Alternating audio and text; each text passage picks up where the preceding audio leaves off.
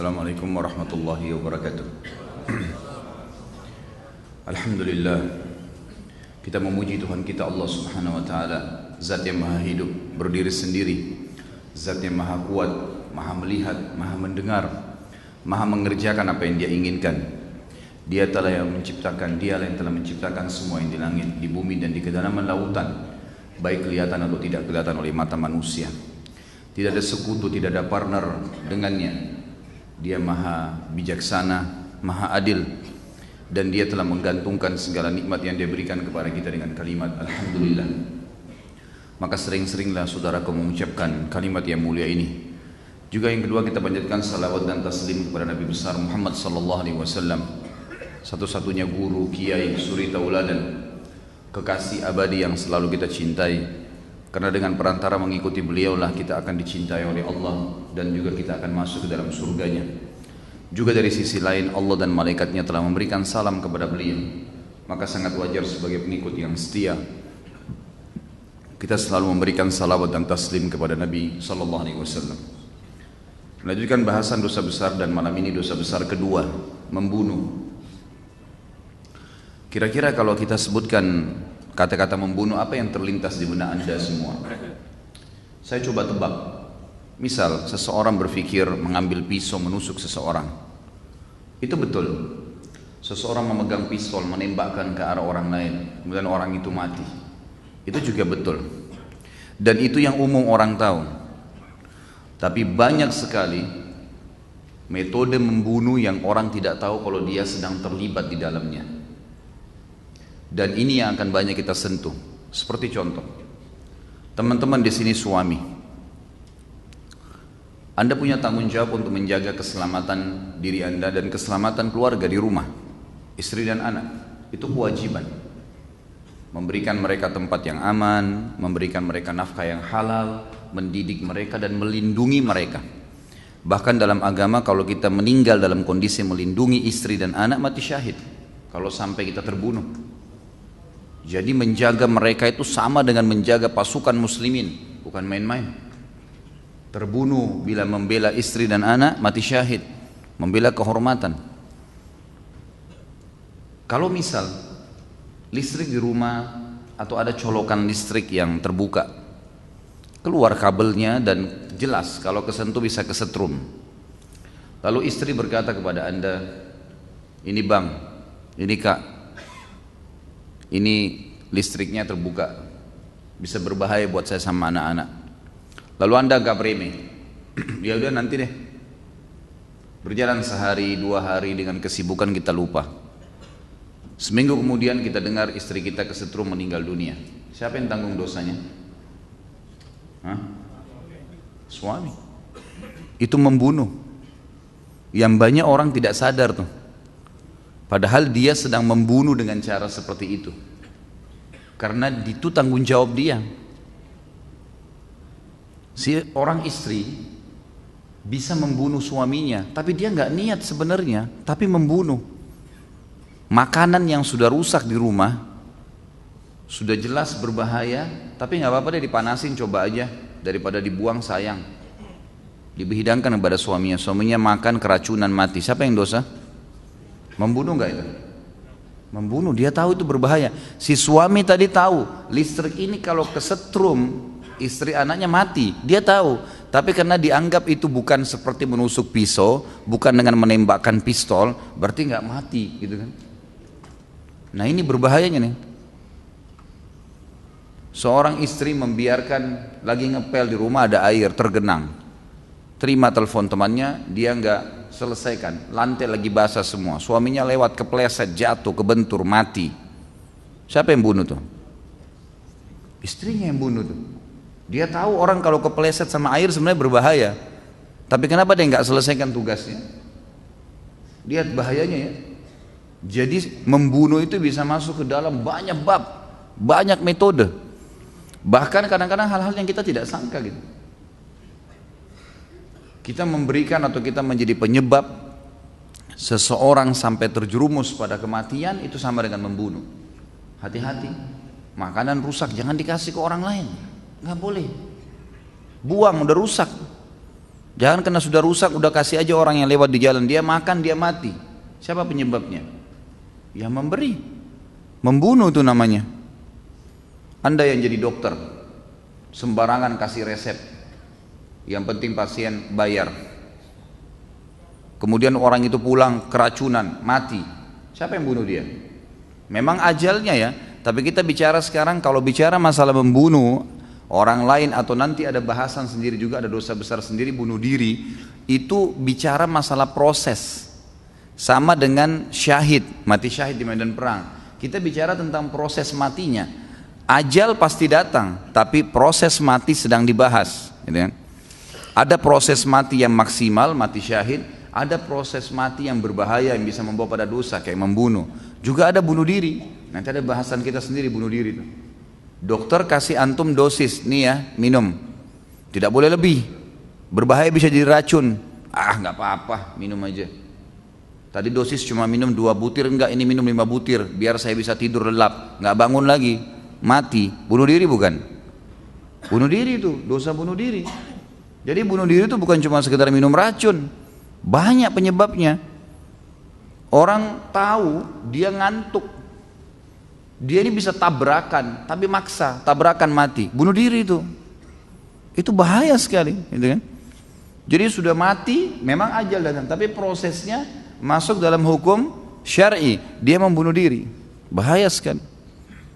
Semua yang bisa membahayakan diri kita dan membahayakan orang lain, sehingga akhirnya mendatangkan penyebab, jadi penyebab matinya seseorang atau matinya diri kita, berarti dosa membunuh atau bunuh diri. Apapun itu, tentu ini masuk ke dalam semua lini kehidupan. Saya tidak terlintas sekarang, saya harus rincikan bagaimana, tapi ini contoh-contohnya. Membunuh ini saudaraku diharamkan dalam Islam, tidak boleh sama sekali. Tidak boleh sama sekali, haram. Kecuali dalam hal-hal yang Allah halalkan, dan itu hanya terbuka dalam 3 pintu saja. Yang pertama, kalau dia diserang tiba-tiba oleh perampok, oleh pencuri, dia harus bela dirinya. Dan kalau dia membela diri, mungkin orang itu menggunakan senjata, lalu dia pun mengambil senjata terdekat, lalu kemudian terjadi perkelahian, dia tusuk orang itu mati. Itu nggak masalah. Lain, itu pintu terbuka karena membela diri. Yang kedua, kalau orang-orang yang sedang dihukum mati atau orang yang mati kena hukuman mati karena hukum syar'i, membunuh dikisos, dipenggal kepalanya, gitu kan? Orang berzina dirajam, itu lain. Ada hukum syar'i di situ. Dan yang ketiga, jihad di jalan Allah. Jihad di jalan Allah. Selain daripada ini, jangan angkat senjata, nggak boleh sama sekali. Bahkan ada hadis yang sangat tegas melarang seorang muslim mengambil senjata atau besi yang tajam deh, mungkin pisau, mungkin besi, dan diarahkan kepada saudaranya muslim. Mengarahkan saja nggak boleh. Dalam sebuah riwayat Imam Muslim, pernah ada sahabat yang menaruh pedang di pinggang sebelah kanannya. Biasanya mereka pakaiin sarung dari kulit supaya tidak kena orang lain. Ini kebetulan dia nggak punya sarung pedangnya, ditaruh begitu saja, digantungin begitu saja, diikat di pinggangnya. Waktu Nabi SAW lihat, Nabi SAW mengatakan, beritahukan orang itu suruh pasangkan sarung pedangnya. Jangan sampai gara-gara itu dia menyakiti muslimin. Gak boleh sama sekali. Memberikan pisau itu dianjurkan jangan berikan yang tajamnya ke depan. Dibalik pisau itu dikasih kepada dia. Mengarahkan saja sudah berbahaya. Dan dilarang membuka semua pintu yang bisa membawa pada pembunuhan. Apapun itu. Orang yang melakukan pembunuhan, menusuk atau apa aja tadi proses-prosesnya, dan orang yang menjadi otak, pemilik ide, sama aja dosanya. Sama aja. Seseorang bayar preman suruh bunuh orang itu, dibunuh sama dia. Saya nggak ikut-ikutan, preman ditangkap masuk penjara, tetap aja secara syar'i dia kena. Dia otaknya, dia penyebabnya. Kata Nabi SAW, nanti ada bahasan sendiri dosa besar ya, tentang masalah siapa yang menunjukkan kepada kebaikan, maka dia akan mendapatkan pahala orang yang melakukannya, yang mengikuti dia tanpa dikurangi sedikit pun dari pahala orang-orang itu. Ini teman-teman yang datang ke pengajian kita kemudian undang temannya, ayo kita hadir yuk pengajian sana. Terus dia ikut. Dia ikut sholat berjamaah maghrib, dia ikut sholat ba'diyah, dia ikut tadi sholat qabliyah, dia ikut dengar ta'lim, ilmunya bertambah, sebentar sholat isya. Yang ngajak itu dapat pahala. Misal temannya dapat 100 pahala, dia dapat 100 pahala. Sama-sama hadir sholat, sama-sama semua paketnya 100 pahala misalnya. Tapi dia karena ngajak, dia dikasih 100 pahala plus seperti pahala temannya tanpa dikurangi sedikit pun dari pahala temannya. Jadi dia dapat 200, temannya dapat 100. Kalau dia ajak 10 orang, 100 orang, sebarin berita, gitu kan. Sebaliknya, siapa yang menunjukkan pada keburukan dan ada yang ikuti, dia yang memiliki ide. Ada orang tanya alamat diskotik, oh di sana tuh sebelah kanan. Mampir orang sana 3 jam. Dia tidur di rumahnya, dia dapat dosa juga.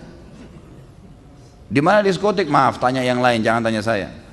Kalau tanya masjid, saya tunjukin di sana masjid. Nah. Jangan ikut-ikutan, nggak boleh. Siapa yang nunjukin pada keburukan dan ada yang melakukannya, maka dia akan dapat dosa tanpa dikurangi sedikit pun dari dosa mereka. Itu bahayanya. Lain kalau kita nggak tahu, misal ada orang bertanya, kita pikir dia mau silaturahim dengan keluarganya, ternyata dia pembunuh. Tanya alamat, oh setahu saya papa ini di sana. Ketahuan besok pagi bapak itu dibunuh. Kita tidak niat apa-apa, itu lain. Tapi kalau kita sudah tahu ini penjahat, gayanya kayaknya orang jahat nih, jangan tunjukin. Maaf, tanya orang lain, jangan tanya saya. Gak usah tunjukin keburukan, karena ini berbahaya. Ada rentetan-rentetan hukum di situ. Membunuh, baik langsung melakukannya atau menjadi penyebab atau ide, apapun keterlibatannya, sama dosanya. Dosa yang paling berat dalam membunuh adalah membunuh seorang mukmin. Orang yang beriman yang dibunuh, ini berbahaya sekali. Luar biasa, ini paling berat dosa membunuh di sisi Allah Subhanahu wa taala. Orang yang ke masjid, sholat, sujud, berdoa, orang hafal Quran dibunuh, wah ini berat sekali. Bahkan ulama mengatakan selain dosa kufur dan kemunafikan yang membuat kekal di neraka, termasuk membunuh orang mukmin secara sengaja. Jadi dia bisa sampai dianggap kekal di neraka udah. Kalau bunuh tanpa sebab. Orang mukmin dibunuh sama dia. Berapa banyak nih orang-orang yang lakukan nih. Orang beriman dipenjarakan, dibunuh, ditembakin, dituduh ini. Kemarin waktu isu teroris tersebar, banyak orang-orang beriman ditangkapin, yang dahinya sudah hitam ditembakin, mati. Alasan teroris, tidak dipastikan. Yang tembak itu presidennya, pemimpinnya orang muslim. Subhanallah. Gimana pertanggungjawabannya hari kiamat tuh? Dengarkan baik-baik firman Allah surah An-Nisa ayat 93. A'udzu billahi minasyaitonir rajim, wa may yaqtul mu'mina muta'ammida fajaza'uhu jahannamu khalidan fiha wa ghadiballahu alaihi wa la'anahu wa 'adda lahu 'adzaban 'azima. Barang siapa yang membunuh seorang mukmin dengan sengaja. Setiap ada penyebutan mukmin dalam Al-Qur'an atau sunnah Nabi, kemudian dia datangnya menjelaskan sebuah hukum global, maka berarti masuk laki-laki dan perempuan. Barang siapa membunuh seorang mukmin atau mukminah dengan sengaja, maka balasannya ialah neraka jahanam. Dia kekal di dalamnya dan Allah murka padanya serta melaknatnya, juga menyediakan azab yang besar baginya. Perhatikan firman Allah, dia kekal di dalamnya. Ini firman Allah, di neraka kekal. Lalu bagaimana kalau dia sempat taubat sebelum meninggal, itu lain. Kalau dia sempat taubat itu berbeda. Tapi kalau dia tidak sempat taubat meninggal, jelas kekal di api neraka. Hadis-hadis atau ayat-ayat seperti ini mesti diperdengarkan kepada para teman-teman kita yang preman nih, supaya mereka sadar. Jangan kena mau ambil dompet, mau ngambil tas, main bunuh orang. Setelah itu dia beli makanan, dia nggak tahu, bodohnya dia nggak ngerti makanan yang dia beli dari uang haram jadi penyakit baru di perutnya tuh. Kalau dia sadar, dia tahu hukum syari, dia nggak berani sebenarnya itu. Sebab uang haram yang dipakai beli makanan, beli pakaian itu akan berbahaya buat dia, akan bermasalah buat dia. Nggak ada yang haram itu bisa tenang di diri seseorang, di tubuh orang, walaupun itu orang kafir. Nggak boleh sama sekali. Ini harus diperdengarkan, diingatkan, karena berbahaya sekali. Membunuh orang mukmin, apalagi orang pulang dari masjid, orang yang ibadah, ini berbahaya sekali. Para sahabat itu saling menghormati ahli-ahli ibadah di antara mereka, padahal mereka ahli ibadah. Betul-betul dijunjung tinggi, dihormatin. Tahu orang-orang ini orang yang dekat sama Allah Subhanahu wa taala. Berarti kalau mengganggu dia mengganggu Allah Subhanahu wa taala. Ini bukan mengganggu sembarangan. Bukan dia pegawai sebuah instansi pemerintahan saja sehingga kementeriannya bisa mengajukan kepada pemerintah pengadilan lalu menangkap memenjarakan orang ini. Bukan. Ini berhadapan dengan Allah Subhanahu wa taala. Allah sudah mengancam kekal dalam api neraka. Tapi kalau dia taubat, sudah saya katakan tadi, maka aman. Kalau dia taubat, orang yang dibunuh mati syahid, dia taubat, insya Allah diampuni. Karena ada hadis Bukhari berbunyi, kata Nabi SAW, Allah Subhanahu Wa Taala tersenyum dan tertawa dengan dua orang. Mereka saling bunuh-membunuh dan dua-duanya masuk surga. Maka para sahabat mengatakannya, Rasulullah, bagaimana tuh ceritanya?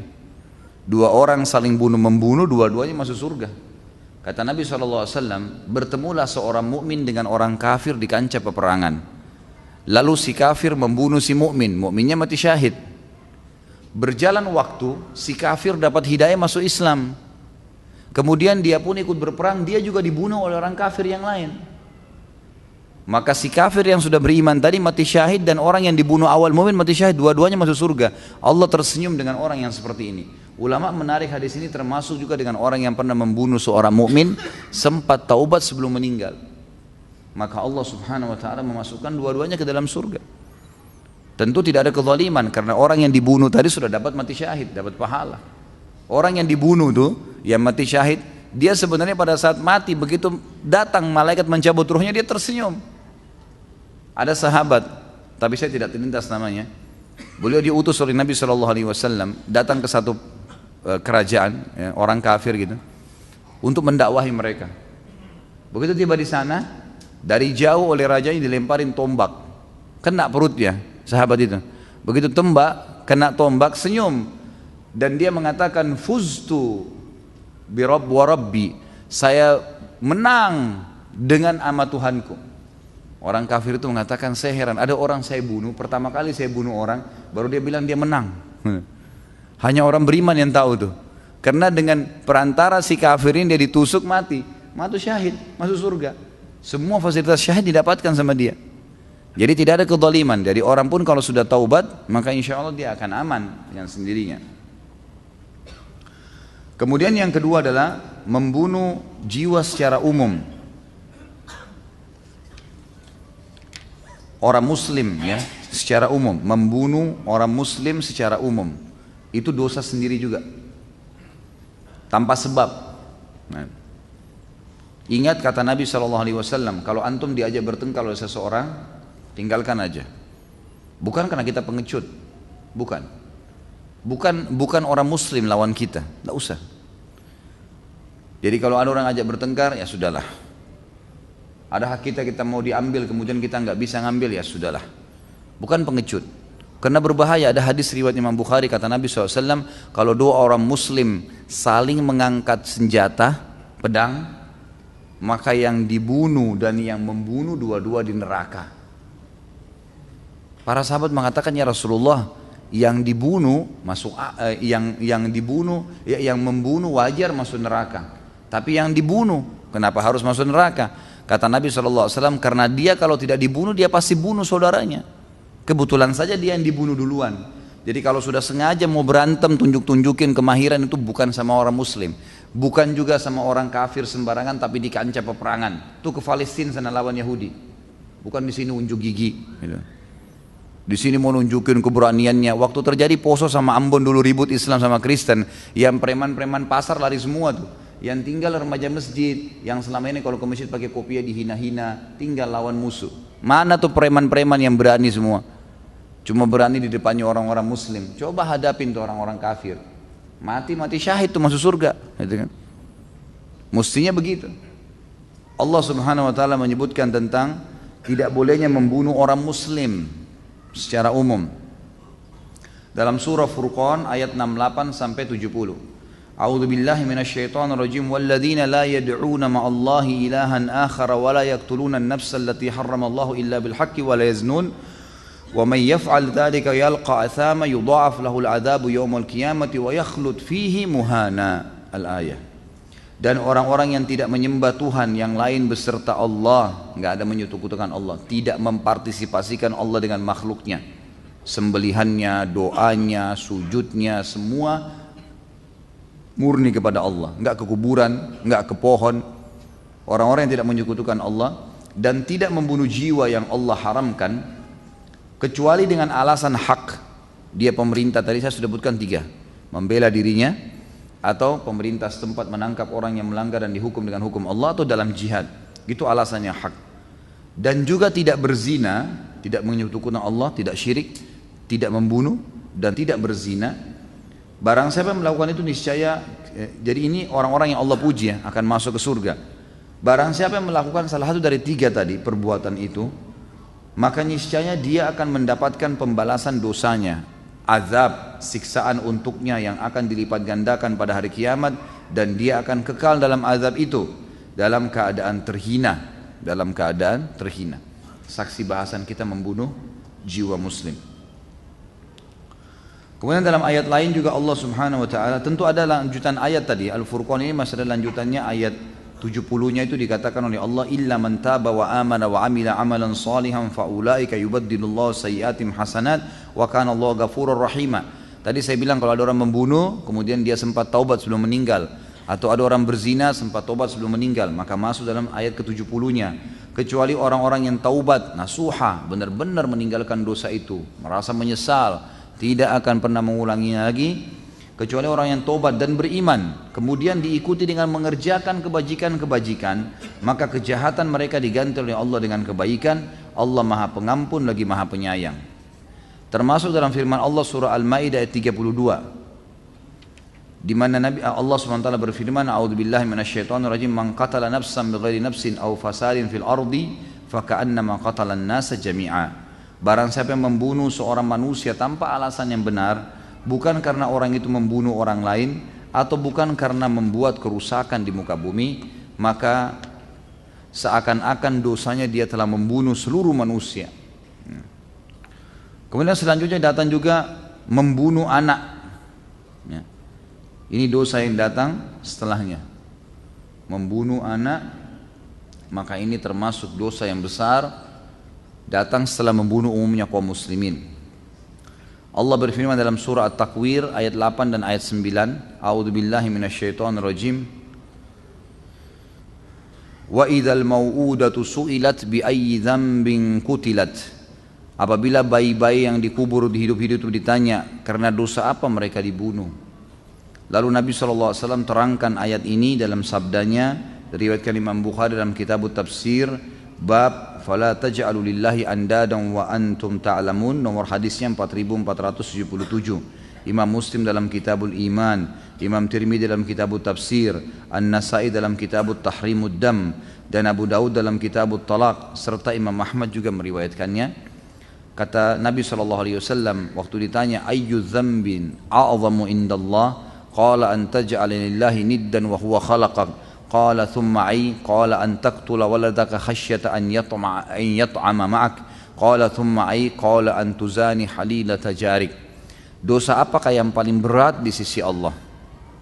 Berat di sisi Allah maksudnya Allah tidak suka dengan pelakunya, dan untuk memaafkannya pun itu butuh proses, tidak langsung spontanitas. Beliau menjawab, Nabi SAW menjawab, engkau menjadikan sekutu bagi Allah.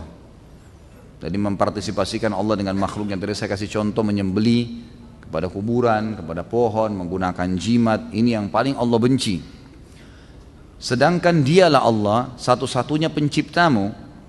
Orang itu berkata lagi, kemudian apa lagi ya Rasulullah? Beliau menjawab, engkau membunuh anakmu karena takut ikut makan bersamamu. Ini anak saya kalau besar nanti, maka susah. Saya punya anak sudah 3, sudah 4, nanti gimana memberikan makan. Ingat firman Allah Subhanahu wa taala dalam ayat yang lain, a'udzubillahi minasyaitonirrajim, wala taqtulu awladakum khasyata imlakin nahnu narzuqukum wa iyyahum. Jangan kalian pernah membunuh anak kalian karena takut miskin. Istri hamil ya sudah, terima. Lahir anak, terima, didik semaksimal mungkin, jadikan aset amal jariah. Kata Allah, jangan bunuh anak kalian karena takut miskin, karena kamilah yang telah memberi, yang akan memberikan rezeki kepada kalian dan kepada mereka. Jadi kita tidak boleh sama sekali melakukannya. Termasuk di sini haram aborsi. Nggak boleh. Anak zina aja nggak boleh digugurin. Kalau sudah 4 bulan, sudah beruh, nggak boleh sama sekali. Sebelum 4 bulan masih khilaf di antara ulama. Kalau dilihat keadaan ibunya berbahaya, kalau dia hamil, mungkin bisa membahayakan jiwanya atau anak itu cacat, maka dibolehkan. Tapi kalau sudah di atas 4 bulan tidak boleh, haram. Berarti sama dengan membunuh anak. Terima apa adanya. Maka di sini yang dikatakan yang ketiga, thumma ai, lalu apa lagi ya Rasulullah? Kata Nabi SAW, engkau berzina dengan pasangan tetanggamu. Nanti kita bahas di dosa besar yang selanjutnya ada dosa zina. Dan dosa zina ada tingkatan-tingkatannya. Tingkat pertama, zina dengan apa gitu kan? Itu dengan mahram, dosanya paling berat. Dengan anak, dengan saudari, dengan ibu, dengan tante, itu dosa zina paling berat. Nanti ada dosa zina dengan istri tetangga. Dosa zina dengan suami atau istri tetangga, zina dengan pasangan istri-istri para mujahidin dan seterusnya. Nanti baru sampai zina yang paling ringan adalah zinanya seseorang dengan pelacur atau apa, itu tetap zina, dosa besar, tapi dosa ada zina yang berat sekali. Salah satunya adalah berzina dengan pasangan tetangga. Ini ada sendiri kedudukannya di sisi Allah Subhanahu wa taala. Kata Nabi SAW di dalam hadis yang lain, menurut Imam Az-Zahabi, hadis yang beliau sebutkan di sini, beliau bilang saya tidak mendapatkan hadis ini dengan lafaz ini, tapi yang saya dapatkan di dalam musnad dengan lafaz yang berbeda. Maksudnya ada hadis yang beliau sahihkan diriwayatkan oleh Imam Ahmad, bunyinya kata Nabi SAW, laisa min abdin yalqa Allah azza wa jalla la yusyrik bihi syai'an walam yatanaddad bidamin haram illa dakhala min ayyi abwabil jannati sya. Tidaklah seorang hamba bertemu dengan Allah hari kiamat di mana dia tidak menyekutukan Allah dengan sesuatu dan tidak menumpahkan darah yang haram, melainkan dia masuk surga dari pintu mana saja yang dia kehendaki. Di dalam riwayat Ibnu Majah, Nabi SAW bersabda, man laqiyallaha la yusyrik bihi syai'an lam yatanaddad bidamin haram dakhala al-jannah. Barang siapa yang bertemu dengan Allah dalam keadaan tidak menyekutukan Allah dengan sesuatu apapun dan tidak menumpahkan darah yang haram, niscaya dia akan dimasukkan ke dalam surga. Kemudian dengan lafaz yang lain Ibnu Umar juga menyebutkan, diriwayatkan oleh Imam Ahmad, dan juga hadis di atas yang tadi sebelumnya saya sebutkan diriwayatkan Imam Bukhari. Ada riwayat lain disebutkan dari Ibnu Umar radhiyallahu anhu melalui sanad Imam Ahmad, lam yazalul mu'minu fi fushatin min dini ma lam yusib daman haraman. Seorang mukmin akan senantiasa berada dalam kelapangan dalam agamanya selama dia tidak menumpahkan darah yang haram. Ada beberapa riwayat yang disebutkan oleh Imam Az-Zahabi penguat dari bahasan kita sebelumnya. Maksudnya penguat dari bahasan-bahasan. Misal membunuh orang mukmin tadi yang paling berat. Itu disebutkan ada riwayat Imam Bukhari dalam Kitabul Ilm nomor 121, Imam Muslim dalam Kitabul Ilm juga nomor 65. Kata Nabi SAW, laqatul mu'minin a'zamu indallah min zawalid dunya. Sungguh pembunuhan terhadap seorang mukmin lebih besar di sisi Allah daripada hilangnya dunia. Jadi orang mukmin itu punya nilai yang sangat tinggi di sisi Allah Subhanahu wa taala. Kemudian juga dikatakan dalam riwayat lain, innallaha aba ala man qatala mu'minan. Hadis ini sahih sesuai dengan syarat Imam Muslim dan ini diriwayatkan oleh Imam Ahmad. Sesungguhnya Allah enggan untuk memaafkan, membantu, memberkahi, memberikan rahmat kepada orang yang sengaja membunuh orang mukmin. Membunuh orang mukmin. Kemudian untuk membunuh jiwa secara global, tadi yang kedua, orang muslim, maka ini masuk dalam sabda Nabi SAW, tambahan riwayatnya riwayat Imam Bukhari dalam Kitabul Aiman wan Nudur nomor 6675, Imam Ahmad dalam nomor hadis 201 dari Abdullah bin Amr yang berbunyi, akbarul kabair al-isyraku billah wa qatlun nafs wa uququl walidain.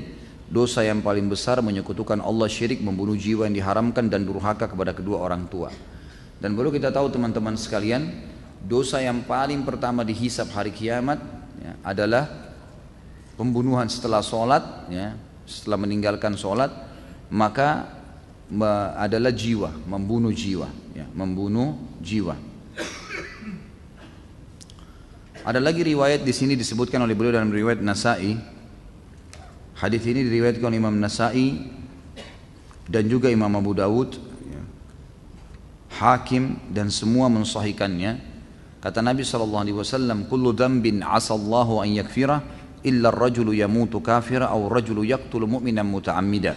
Setiap dosa semoga Allah masih bisa ampuni kecuali seseorang yang mati dalam keadaan kafir atau seseorang yang sengaja membunuh mukmin dengan sengaja. Ya.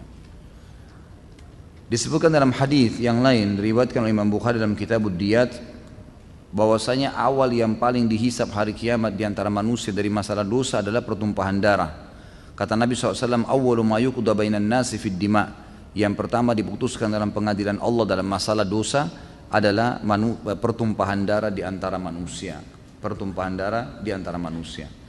Kita masuk dengan pembunuhan yang terakhir adalah membunuh orang kafir yang di bawah naungan pemerintah Islam. Ini ada dosanya sendiri. Jadi tadi membunuh orang mukmin, kemudian membunuh muslim secara umum, kemudian membunuh anak, dan yang terakhir sekarang membunuh orang kafir di bawah pemerintahan Islam. Jadi tidak boleh kita membunuh siapapun orang kafir yang dilindungi bukan cuma pemerintah Islam, sampai dilindungi oleh orang yang terendah dari kaum muslimin pun. Karena kata Nabi SAW, suaka itu, perlindungan, akan diterima dari orang terendahnya muslim sampai orang yang tertinggi jabatannya. Jadi biar tukang sapu jalanan, kalau dia pegang satu orang kafir, dia mengatakan ini di bawah perlindungan saya, tidak boleh ada yang ganggu. Tidak boleh ada yang ganggu. Di bawah naungan seorang muslim, maka terlindungi orang kafir itu. Ini penting untuk diketahui. Waktu terjadi perang Bani Quraidah, ada satu orang Yahudi baru balik, dia termasuk korban yang akan dibunuh. Maka dia sempat melihat seorang sahabat lewat, lalu dia mengatakan, wahai ibu, selamatkan saya dari pembunuhan ini, dan demi Allah saya akan sholat, saya benar-benar masuk Islam dan jaga sholat. Maka sama ibu tersebut dikatakan pada sahabat yang sedang menggiringnya akan dihukum mati orang ini, dia bilang, berikan kepada saya anak muda ini. Diberikanlah. Lalu perempuan ini bawa kepada Nabi SAW, lalu berkata, ya Rasulullah, anak ini saya di bawah lindungan saya, berikan kepada saya. Kata Nabi SAW, buat kamu. Perempuan nih, berikan lindungan, gitu kan? Itu satu orang muslim. Bagaimana kalau pemerintah Islam? Ini termasuk adanya turis-turis yang datang ke Indonesia, datang ke negara-negara muslim. Dia buka aurat, Ustadz. Ya itu dosanya pemerintah, bukan dosa kita. Kita tugasnya ingatkan. Tapi secara syar'i dia dapat visa. Visa itu suaka, perlindungan. Dia berarti boleh masuk di Indonesia sebulan, ada paspornya tertulis, terlindung. Nggak boleh. Oh di Bali mereka buat maksiat, ya pemerintah dinasehatin. Kalau pemerintah dinasehatin dapat hidayah, dia akan tutup tuh. Karena dia belum tahu, dia anggap itu pendapatan negara, sudah main dimasukin aja. Ya caranya nggak usah ikut-ikutan datang ke Bali di pantai, sengaja pergi lihat-lihat di sana gitu. Tinggalin lah, hadir di masjid, jangan ikut-ikutan. Banyak teman-teman kita kemarin kena fitnah, akhirnya mereka membom. Mati syahid, mati, ya bom dirinya, kepalanya putus, badannya rusak. Dia bilang mati syahid. Dari mana dalilnya mati syahid? Dari mana saudaraku? Allah mengatakan wala tuhliku anfusakum, jangan binasakan diri kalian. Dan di kancah peperangan Nabi SAW suruh sahabat menyerang. Kalau terbunuh mati syahid. Kalau tiba-tiba bunuh dirinya, dalam hadis Bukhari ada satu orang dari Ansar, dari Madinah, namanya Kazman. Saya lupa ya, Kazman. Iya, Kazman namanya. Jadi ada kisah tentang Kazman dan Khuwairik. Ya, dua orang ini kisahnya unik di perang, di salah satu peperangan Nabi SAW. Saya juga tidak teringat sekarang Uhud atau Badar ya. Tapi yang jelas si Kazman ini pemberani sekali, Muslim dari Masri Madinah. Dia masuk kancah peperangan dan luar biasa beraninya. Bacot sana, pukul sana. Oh banyak orang kafir yang luka dengan dia. Sampai para sahabat mengatakan orang ini kapan terbunuh masuk surga nih. atau dia akan masuk surga biar tidak terbunuh. Karena ada hadis Nabi yang berbunyi, siapa yang membunuh seorang kafir di kancah peperangan tapi ya, lagi berhadapan, maka dia tidak akan bersatu dengan kafir tersebut di neraka. Jadi ada fadilah sendiri memang, kan? Maka dia berhasil. Para sahabat mengatakan orang ini penghuni surga nih. Nabi SAW dengar, Nabi mengatakan dia di neraka. Penasaran para sahabat, kok bisa orang seberani ini maju sampai bacot musuh, sampai bunuh berapa orang, dianggap oleh Nabi masuk neraka, gimana tuh? Maka ada yang penasaran, diikutin. Begitu diikutin, dilihat orang ini, ternyata ada satu musuh sempat menebas pedangnya, kena kakinya, betisnya berdarah, ngucur darah banyak. Rupanya karena banyaknya darah, dia merasa lemas, dia keluar dari kancah peperangan, kemudian dia turun dari kudanya, diambil pedangnya, ditusuk badannya, bunuh diri. Kata para sahabat, wajar saja Nabi bilang dia di neraka, bunuh diri, walaupun dia tadi sudah banyak bunuh musuh ya. Bayangkan, hadis ini sudah cukup sebenarnya.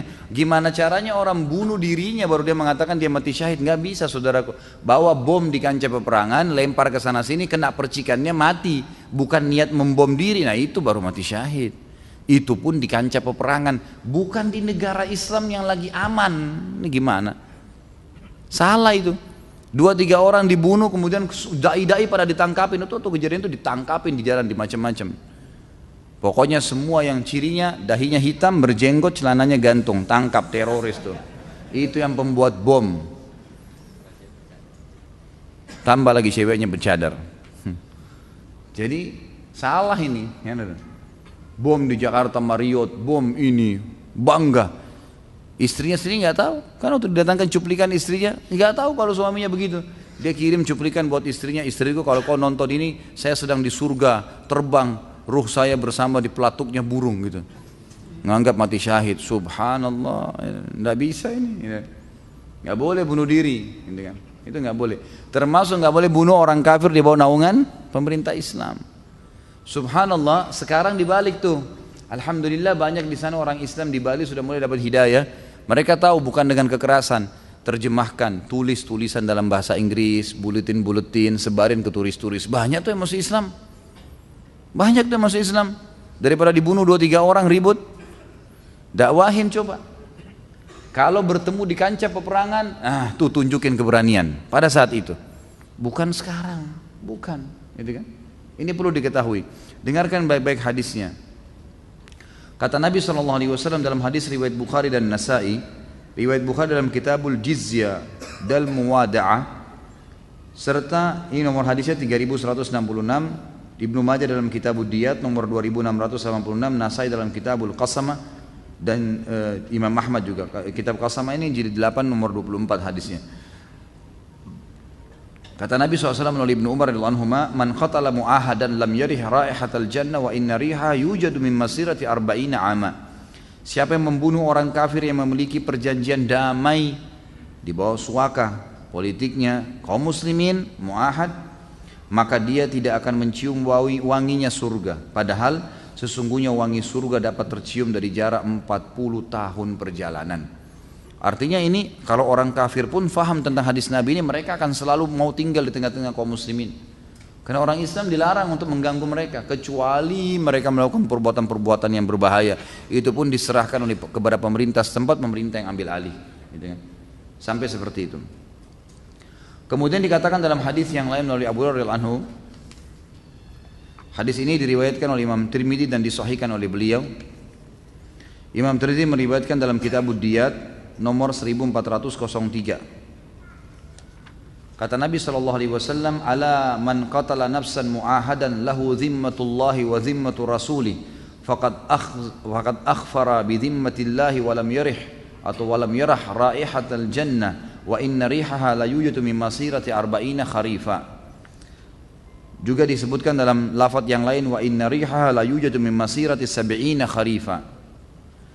Ketahuilah barang siapa yang membunuh orang yang mendapat jaminan perlindungan dari kaum muslimin atau muahid, yang mendapatkan jaminan Allah dan jaminan Rasulnya, maka sungguh orang tersebut telah mengkhianati perlindungan Allah dan dia tidak akan mencium wangi surga. Padahal sungguhnya wanginya surga itu dapat tercium dari jarak 40 tahun.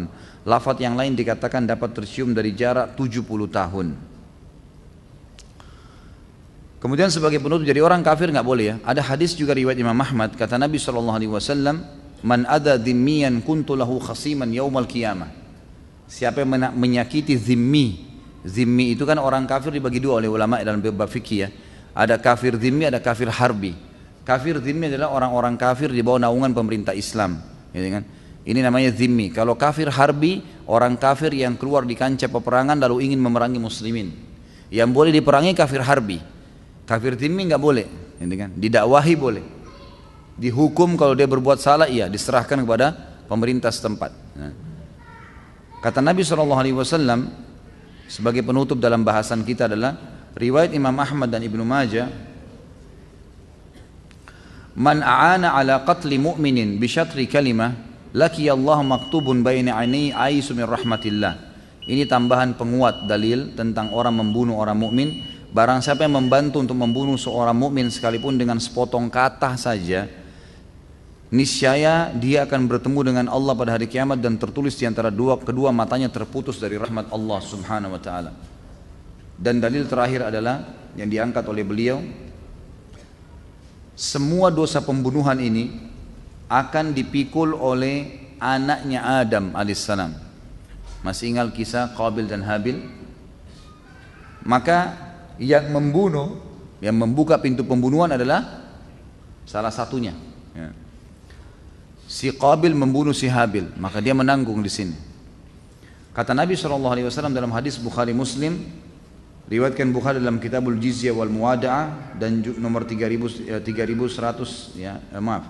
Ini diriwayatkan Imam Bukhari dalam Kitabul Ahadits al-Anbiya nomor 3335 dan Muslim dalam Kitabul Qasamah 1677. Kata Nabi SAW, ma min nafsin tuqtalu dhulman illa kana ala ibni Adam al-awwal kiflun min damiha li'annahu awwala man sanna al-qatl. Tidaklah seseorang dibunuh secara zalim melainkan putra anak Adam yang pertama sang pembunuh ikut menanggung darahnya, maksudnya dosanya, karena dialah orang yang paling pertama memberikan tauladan membunuh.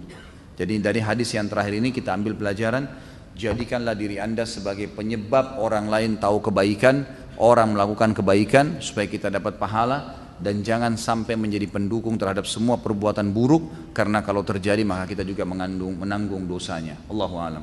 Kita seperti biasa lanjutkan dengan tanya jawab setelah ba'diyat isya insyaallah. Subhanakallahumma bihamdika asyhadu an la ilaha illa anta astaghfiruka wa atubu ilaik. Wassalamualaikum warahmatullahi wabarakatuh.